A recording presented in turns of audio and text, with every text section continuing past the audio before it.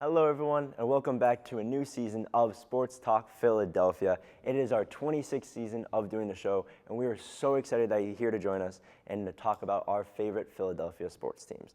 And with that being said, let's get right into the action.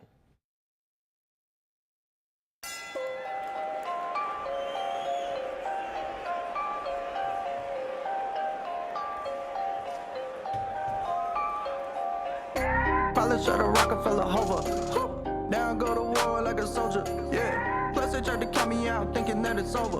But I got to fight, Rocky Balboa. Yeah, I got to fight like Rocky Balboa. Yeah, I got to fight, Rocky Balboa. Yeah, I got to fight like Rocky Balboa. Rocky Balboa with the fight, yeah, I got to fight. Hello everyone and welcome back. Hopefully you enjoyed our new little intro video there. But welcome back. I am your host, Braden Knapp, and I'm joined here with a full set of returning panelists. Here on my left, we have Chris Gress. How are we doing today? Doing good, man. Really excited to be back with you guys. Awesome. Over here on the end, we have Deja. How are we doing? I'm doing great. I'm excited for a new season. Awesome. I know we're ready to talk ball a little bit. So that being said, let's get right into it with our Eagles talk. And the opening night was definitely soaked with drama, to say the least. Eagles win a wild opening night versus Dallas, only 24-20.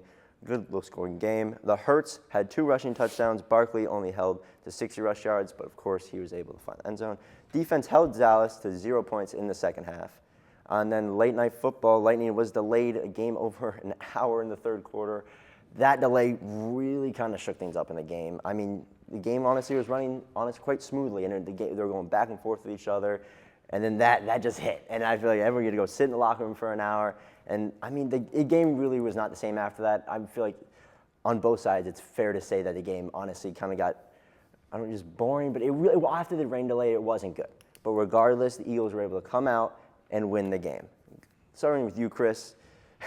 I know it was a lot, but just starting off, how was that first win for the Eagles? Yeah, I mean, overall, like week one, a win's a win. Like, obviously wasn't pretty. It wasn't the way you drew it up, but win, hanging the banner against the Cowboys, you're still feeling pretty good.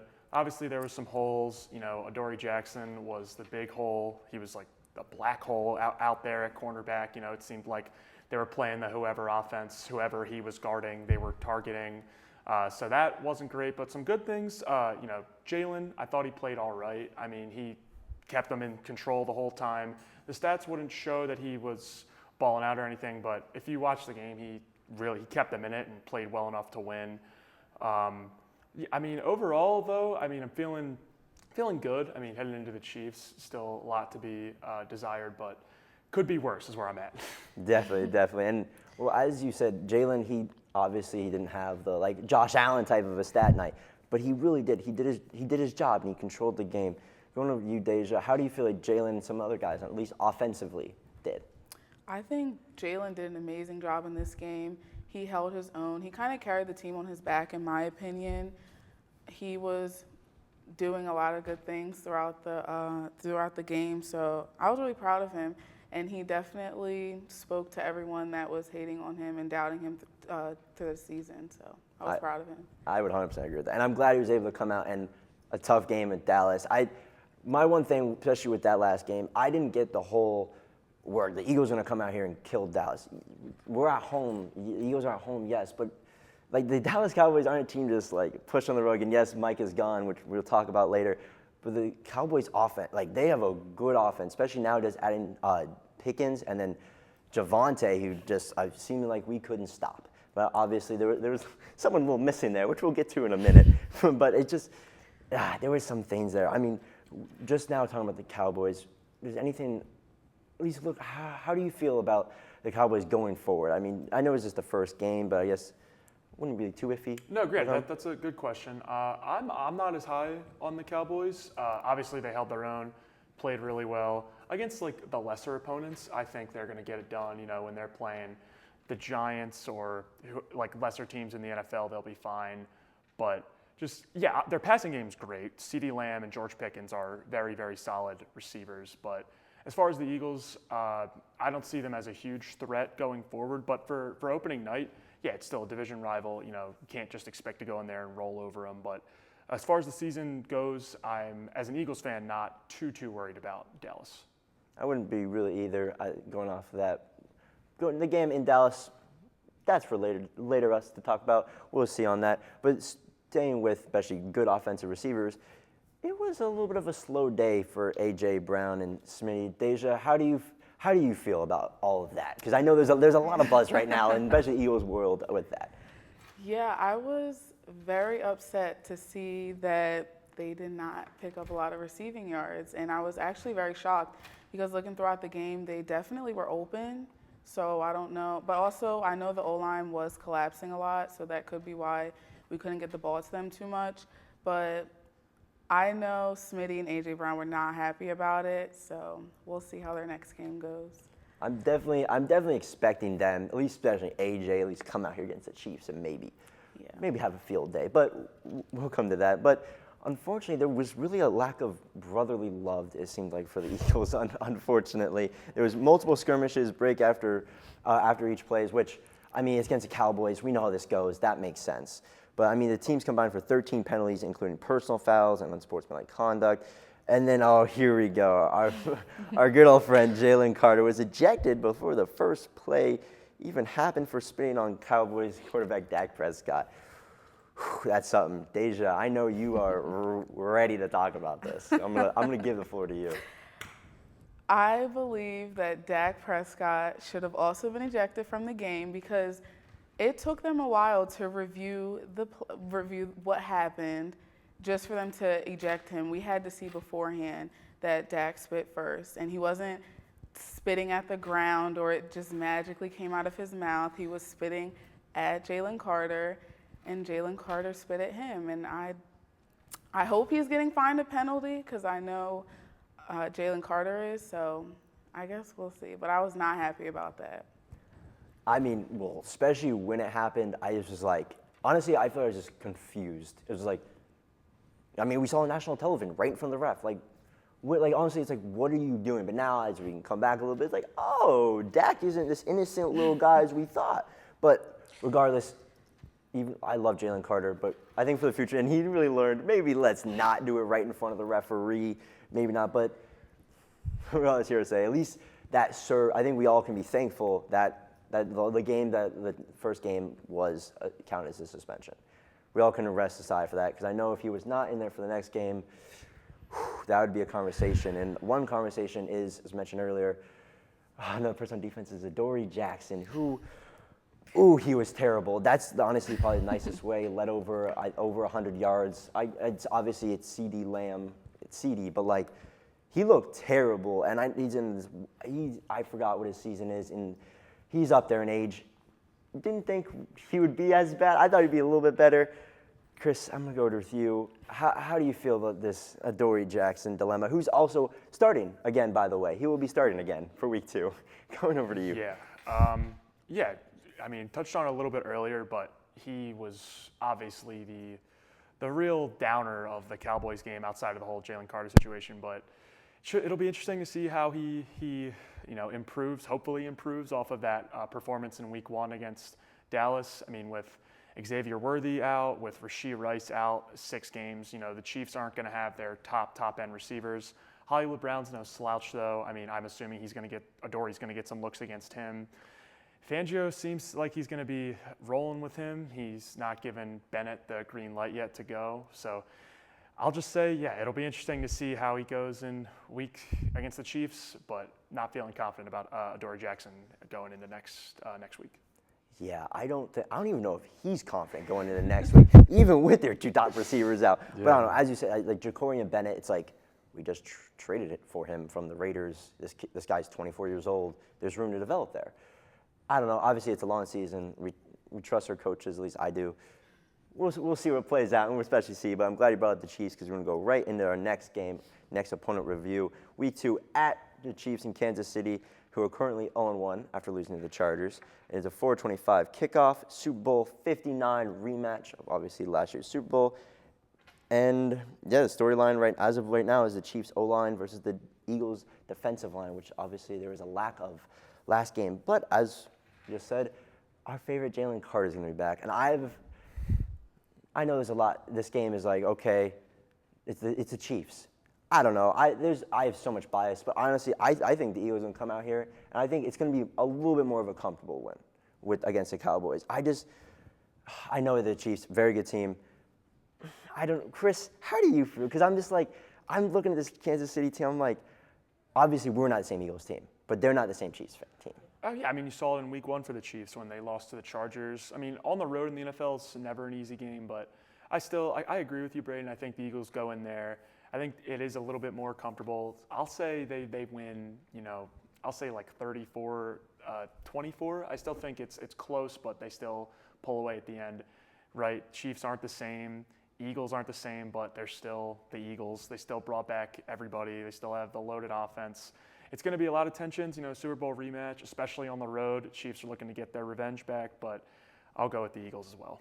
Well, and I also like imagine we go in the Arrowhead, and come on. I'm just saying, Deja. What do you think? How do you think this game's going to go? I think we'll be on the road, but it'll feel like a home game because I do believe that a lot of Eagles fans are going to come and pack it. We will win. I'm slightly nervous about the game, but the Eagles will win and take it home. I agree. I can't just say this is an easy game. No game at Arrowhead when Mahomes is throwing the ball is going to be an easy game, especially you have Chris Jones there too. I just don't think I just think the Eagles are going to come out because it's not like obviously the Chiefs, they want to come out there, they don't want to be 0-2. But I'm just saying the Eagles, they have that dog in them a little bit. And I have a feeling they're going to come out here. And I guess it's not shocking the world but I think they're going to shock a little bit of people. And could we see another Mahomes to Cooper DeJean? We'll see. But unfortunately, that is all the time we have to talk about the Eagles. Let's hope we come back next week with a win. But now let's go into one of our other favorite sports, and that is the Philadelphia Phillies, who Phillies push towards playoffs. They currently are 85-60, which is first place in the NL East, and they've won 9 of their last 12. And the current 4-game series against the Mets, they're in, and they are 2-0 up. This was so far because we haven't talked about the Phillies in a long time. It's been a little bit since we gotten back. Overall, the season, they're in first. It's hard to complain when you're in first a little bit. And so far, this recent series against the Mets, it's looked good. It's looked good a little bit. But Chris, going back a little bit, how do you feel like their season has gone thus far, almost towards the end here? That's a great question. Season as a whole, I mean, like you said, can't really complain about anything. We're going to get Red October again. They're going to most likely get a top 2 seed. The bye is going to be super important. But, yeah, no complaints from me. Another great Philly season. Rob Thompson at the helm. Historic season from Kyle Schwarber with, hitting his 50th home run last night against the Mets. But, yeah, overall, I mean, no complaints. Another great Phillies team.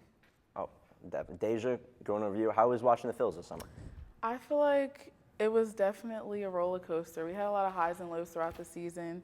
The only player, in my opinion, that doesn't let us down is Kyle Schwarber. He does amazing every game and puts his full foot forward. Definitely concerned about Bryce Harper because he hasn't been doing too much at bat. And Alec Boehm's been injured a lot this season, so it hasn't been too pretty. No, well, I'm glad you said that because it really has been. I guess it's baseball, but yeah, the Phillies. I mean, there's times I'm like, oh, it's going to be the Mets division. And I'm like, oh, wait, now it's the Phils again. So I feel like that's just kind of this season has been. But now at least at the end here a little bit, they've gotten a little bit of a lead of the Mets in this recent series that they've won at least 2 of the 4. So at least they've split the series, which is a lot. We at least very hopeful because going back a couple of weeks. Didn't look good against the Mets. And now that was away in New York, and then now in Philly, it seems as though the Mets can't win, which is a weird little thing. Chris, do you want to speak on that? It's a weird little thing they got going on. Great, but absolutely. It's kind of funny. Piggyback kind of off what you said. It's night and day. Like these 2 series, like in New York, they looked hopeless. They looked like they did in 2024 in the first round against the Mets. Here, they look like the Phillies. They look like the first place team in the NL East. They look like a team that can actually go on a run and do something. And I know we've been saying it the past few years, but this is just a very, very encouraging series against the Mets because most likely you're going to have to play them in the playoffs. They clearly can beat them. They're taking care of business at home. Earlier in the season when they played them at home, they took 2 out of 3, and it was a very convincing fashion. But, yeah, can't really complain about this series going up 2-0. Sanchez pitching tonight, who's been arguably a Cy Young candidate. I would love to see them win this series, hopefully sweep them. A 4-game sweep against the Mets, that would be awesome. That would be ideal. I mean, you know how huge that would be if they. I mean, even if they can at least get one more win, even like taking 3 wins of the 4, that is huge for this last little bit here. Because I mean, there's only a couple games. We'll get to that later, but I mean, we're almost done with the season here. So at these last few games, these are must-win games. And as we talked about, some guys have been doing their thing, but other guys have not been. And injuries right now, as Deja said earlier, Alec Boehm has been dealing with the injury.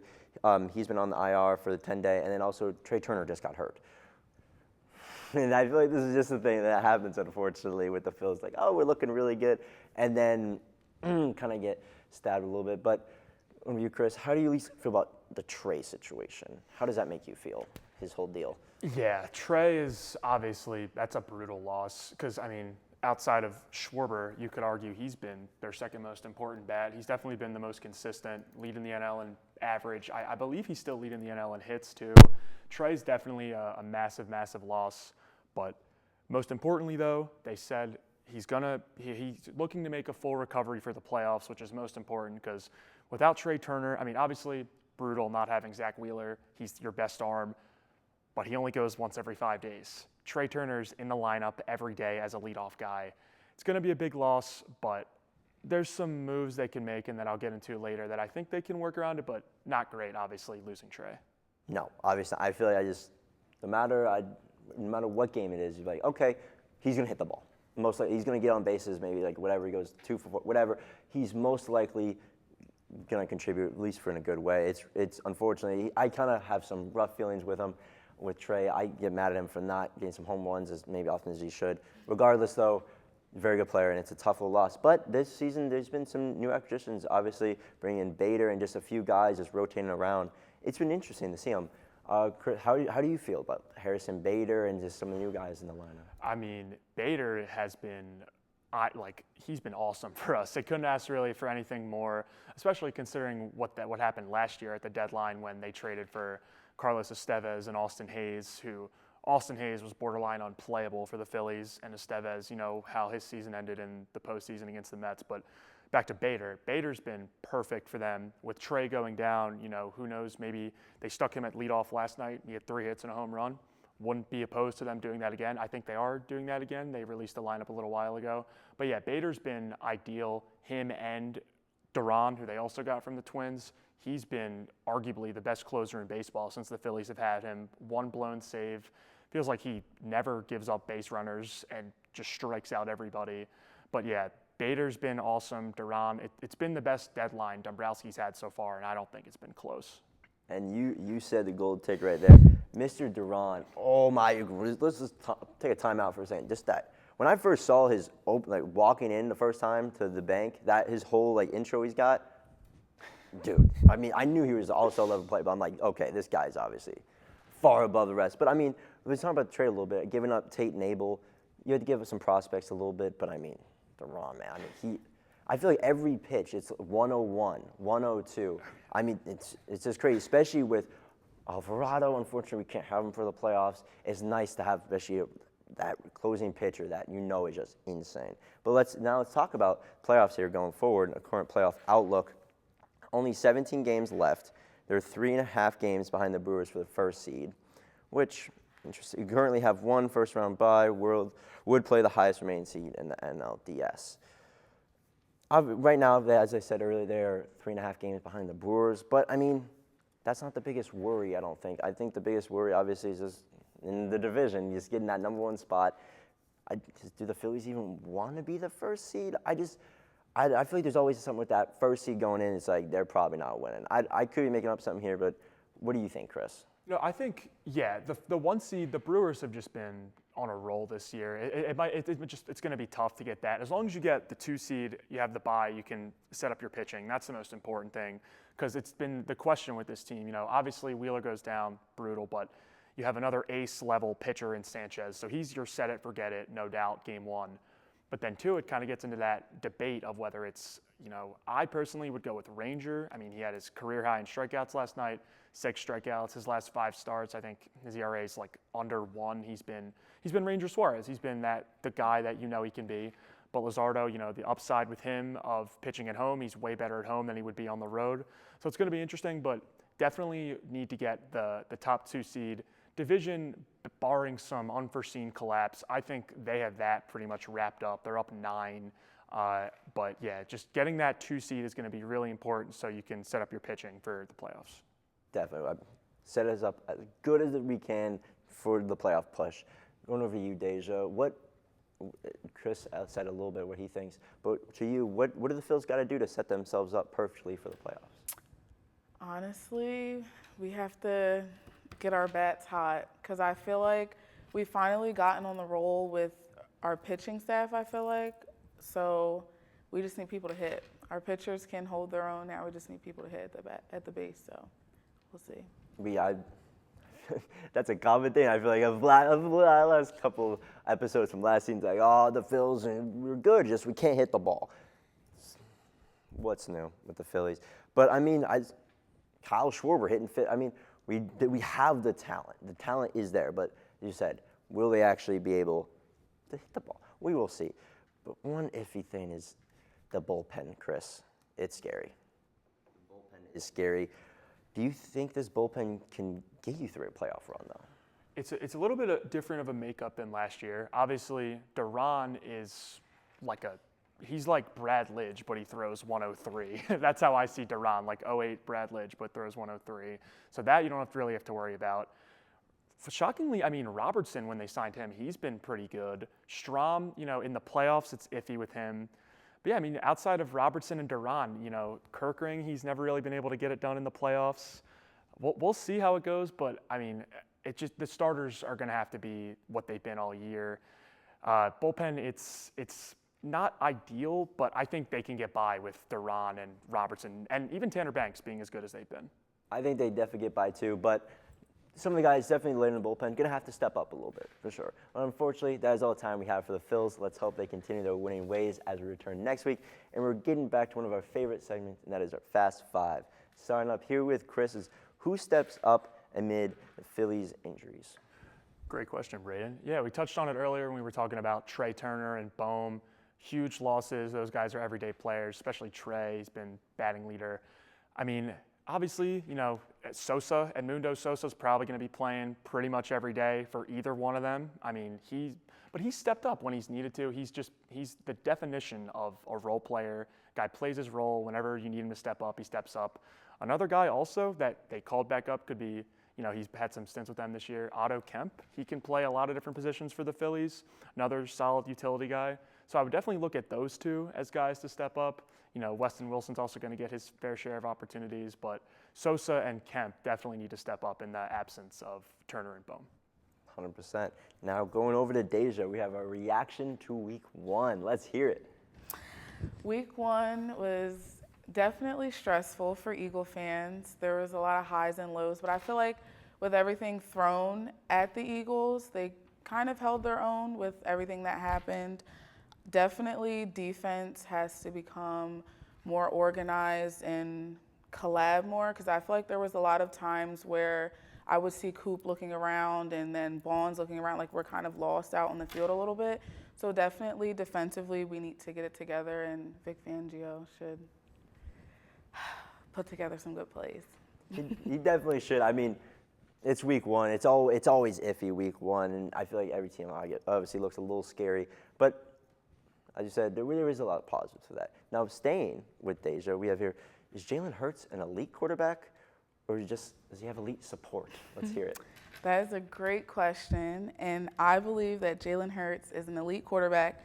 I have here that he threw for 152 yards, 94.2 passing rate, 2 rushing touchdowns, and converted 5 first downs. He uses his legs to carry the team on his back, and he uses his arm. So he holds his own, and I believe that he's an elite quarterback.